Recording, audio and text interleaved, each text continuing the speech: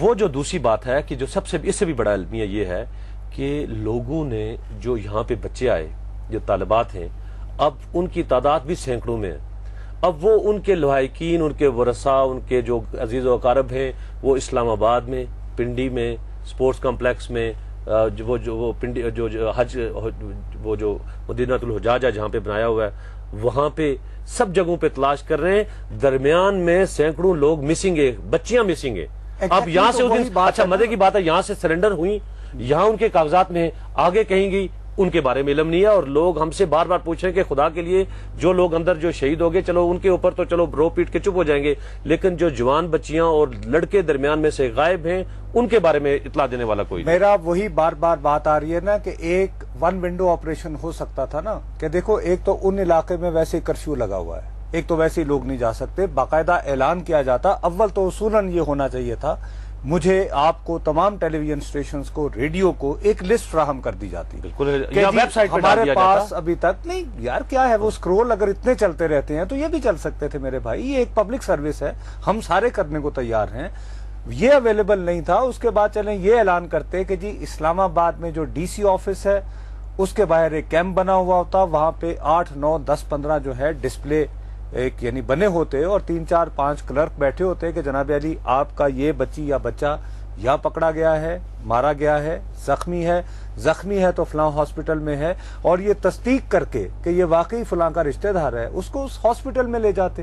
اسی طرح اب ہاسپٹل پہ میڈیا کی ایکسیس نہیں ہے میڈیا کے پاس کچھ نہیں ہے. اب جب لوگ ہم سے میرے اور تم سے جب رابطہ کرتے ہیں اور خاص طور پر تمہارے جیسے لوگوں سے جو کہ فیلڈ میں موجود ہو اور ان کے پاس بھی انفارمیشن نہیں ہوتی تو قسم کی افواہیں چل رہی ہیں اور سب سے بڑی بات جو کچھ افواہیں چل رہی ہیں اس پہ اگر لوگ بلیو کریں تو ہم ان پہ کیسے الزام دے سکتے ہیں. اور وزارت داخلہ میں کوئی ایسا سیل کام نہیں کر رہا. چیمہ صاحب بالکل پریس کانفرنس میں ایسے اکڑ کے بیٹھتے ہیں اور پوری اس طرح گفتگو کرتے ہیں جیسے اس پورے آپریشن کو انہوں نے جو ہے اس کو سجیسٹ کیا اس کی نگرانی کی اور جب ان سے پوچھیں کوئی انفارمیشن وہ کہتے ہیں جی انفارمیشن ہمارے پاس کوئی نہیں. یہاں پہ وہ وزارت داخلہ اور نیشنل کرائسس یاد بنایا گیا جس دن رات کو آپ کھڑے تھے جس دن اتنے وزراء آئے جس دن وہ بریک تھرو ہونے والا تھا سیف پیسج تم نے نوٹس کیا ہوگا اس میں تو وزارت داخلہ کا کوئی نمائندہ ہی نہیں تھا چودھری شجاعت صاحب تھے اور وہ جاد صاحب تھے بدرا تھے. چلو ایٹ لیسٹ وزارت داخلہ. اور مزے کی بات ہے کہ جو پوسٹ آپریشن پریس کانفرنس پہلی اس میں بھی دیکھیں آپ اس ملک میں آپ ٹیکس پیئر کی منی سے یہ سارے آپریشن ہوتے ہیں یہ ساری چیزیں آپ دیکھیں کوئی وزیر نہیں آیا وہاں پر. D G I S P R چلے ان کا تو ایک تو ساتھ وہ چیمہ صاحب پھر بیٹھے جی میں وزارت داخلہ کا ترجمان ہے. بھائی پبلک کے نمائندے شیرپاؤ صاحب کہاں ہیں وہ کیوں نہیں سامنے آ کر وہاں پر چیمہ صاحب کے بارے میں زیادہ باتیں نہ کرو ورنہ تمہارے اوپر بھی ٹیررزم کا مقدمہ بنوا دیں گے. اچھا اسلام آباد اچھا ٹھیک ہے چلیں کوئی بات نہیں بڑے بڑوں پہ یہ الزام لگا لیکن اس وقت اسلام آباد سے ایک کالر ہمارے ساتھ لائن پہ موجود ہے. جی فرمائیے گا. میں مسز کمر بات کر رہی ہوں اسلام آباد سے. لال مسجد کے حوالے جو بھی ہوا بہت برا ہوا کیونکہ آفٹر آل کچھ بھی تھا لیکن بینگ اے مسلمان بینگ اے مسلم کنٹری ایسی گورنمنٹ کو ایٹ لیسٹ یہ اسٹیپ نہیں اٹھانا چاہیے تھا. ان سے کمپرومائز کرتے سمجھوتا کرتے جس چیز کا سولوشن بات چیت میں موجود ہے اس کے لیے ٹیررزم کرنا گورنمنٹ میں اور ان میں ڈفرینس ہی کیا رہ گیا. انہوں نے بھی وہی اگر حرکت کی بقول گورنمنٹ کی ٹھیک ہے وہ مجرم تھے بھی اگر مجرم تھے بھی تو اس کا بہترین حل بات چیت بھی ہوتی ہے.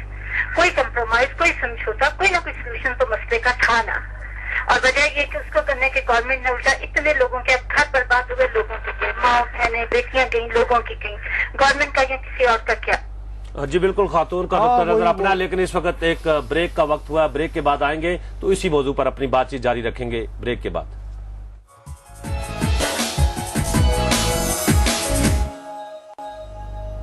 بولتا پاکستان میں ایک مرتبہ پھر خوش آمدید. بریک سے جانے سے پہلے ایک خاتون کی کال تھی اور ان کا یہ کہنا تھا کہ اگر بات چیت سے اور افہام و تفہیم سے ایک مسئلہ حل ہو رہا تھا تو اس کو اسی طرح حل ہونا چاہیے تھا. اگر گورنمنٹ بھی اسی طریقے سے رسپانڈ نہ کرتی جس طرح کے ماضی میں غازی عبدالرشید اور ان کے ساتھیوں کا یہاں پہ رویہ رہا اور وہ کہہ رہے تھے کہ اس آپریشن کے بعد جو غازی عبدالرشید کے اوپر جو الزام تھے وہ اور حکومت میں کوئی فرق نہیں رہ گیا. یقیناً یہ بات ان کی ٹھیک ہے، اور اگر افہام و تفہیم کی طرف گئے بھی تھے، لیکن میرے خیال میں کسی بھی وجہ سے اخلاص کی کمی تھی، نیت ٹھیک نہیں تھی، یا کوئی ایسے درمیان میں اعتماد کا بحران بھی تھا، اور آخر میں وہی بات ہوا، اعتماد کا بحران ہوا. اور میرا خیال ہے کہ لاسٹ منٹ ابھی تو اس پہ بھی جیسے کہہ رہے ہیں نا، بہت سارے سوالات اس واقعے نے دیے ہیں، تو ابھی مشتاق ہمیں پتہ نہیں کتنے پروگرام اور ایک سوال کا اگر ہم کریں تو غالباً 1 سال چاہیے ہمیں. ہاں، لوگ کہہ رہے ہیں دیکھیں جی ریٹ اگر آپ نے یہاں پر اسٹیبلش کر دیا نا اب یہ، لیکن وہ کہتے ہیں جی 12 مئی کو جو کراچی میں ریٹ تھی اس کو بھی ریٹ ہزاروں کالز آئی ہیں مجھے. وہ کہہ رہے ہیں جی وہ تو باقاعدہ میڈیا میں دکھایا گیا ہے، وہاں پر بھی باقاعدہ محاصرہ کریں اور ان کو اسی طریقے سے میرے بھائی ہمارے پاس بہت سارے ایشوز ہیں. میں تمہیں کہہ رہا ہوں کہ ہم روز کا 1 سوال لینا تو ہمیں کم از کم 1 سال یہ پروگرام کرنا پڑے گا صرف اسی ایشو کے بارے میں.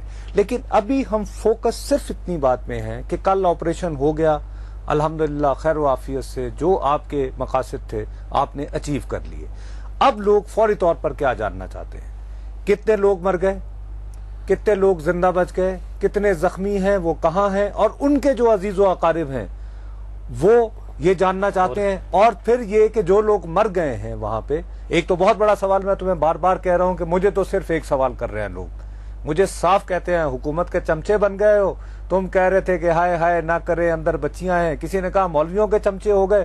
ٹھیک ہے، سب سے برداشت کرتے ہیں، ہمارا کام ہے لوگوں کے کرنا. دوسری طرف بھی دیکھیں نا اس آپریشن میں، اگر آپ میری ایک بات کہ وہاں پہ جہاں پر اتنے عسکری پسند جو ہے وہ جہاں بھاگ ہوئے، لیکن اس میں دیکھیں کہ پاک فوج کا ایک انتہائی brilliant officer, lieutenant colonel Haroon Islam ایک بریلینٹ افسر تھا، اور جو 10 سیکیورٹی کے اہلکار جو ہے ہمارے ایس ایس جی کے کمانڈوز، جو کہ ہمارا اثاثہ تھا.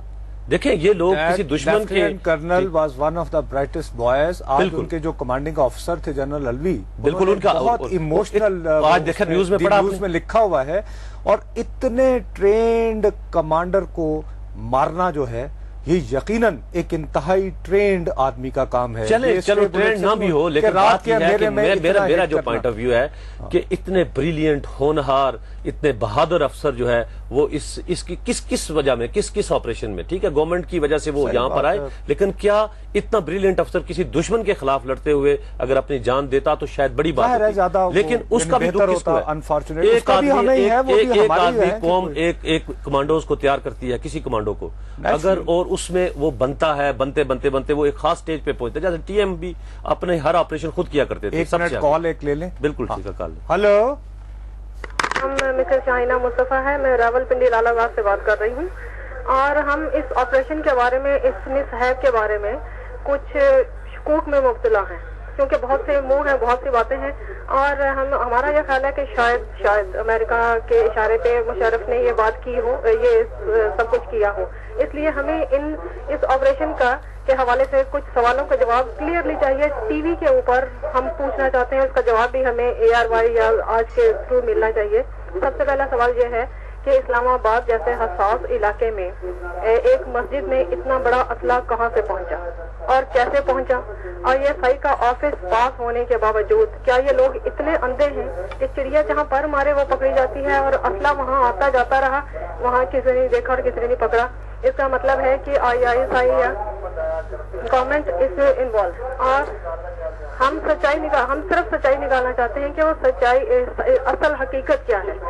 جی بہرحال وہ ان کا وہی بات ہے. دیکھو نا، انہوں نے بھی لفظ کیا شکوک اور شبہات. اور اب اس میں پتہ ہے ہمارے اوپر کیا پرابلم آ رہا ہے، جو سب سے بڑا مسئلہ ہو رہا ہے نا مشتاق، اور یقیناً تمہارے اوپر مجھ سے کہیں زیادہ ہے، کہ جی بڑے فن خوان رپورٹر بنتے ہو، ویسے تو بڑے ہاں تو بتائیں ہمیں. لوگ تو ہمارا گریبان پکڑ رہے ہیں. جی ابھی تک یہ نہیں ہم بتا سکتے اس طرح کانفیڈنس کے ساتھ کتنے لوگ مر گئے اور کیا ہوا. یہ ابھی سب کچھ بتا دیں گے جو ہمارے پاس رہا ہے. لیکن دیکھیں آپ یہ مانیں گے کہ اس آپریشن کے بعد جو ریئیکشن آیا ہے، امریکہ کا ریئیکشن، محترمہ بینظیر بھٹو کا ریئیکشن اور جنرل پرویز مشرف کا ریئیکشن ایک ہی تھا. یہ آپ مانیں کہ دیکھیں یہاں تال میل آج پولیٹیکل ہم ایشو یہ پولیٹیکل نہیں ہے، ریئیکشن میں کہہ رہا ہوں کہ جو رد عمل آیا ہے، جو بیانات آئے ہیں، اس حوالے سے میں تمہیں ایک فقرہ بتاتا ہوں کہ کل جب خبر آئی نا کہ عبدالرشید غازی مارے گئے، میں اس وقت ایک دکان سے میں سودا لینے گیا، اس کا ٹی وی لگا ہوا تھا، وہ ٹکر آیا، اس میں یہ آیا کہ عبدالرشید غازی کا تو چل رہا تھا اس وقت تک، نیچے لکھا ہوا تھا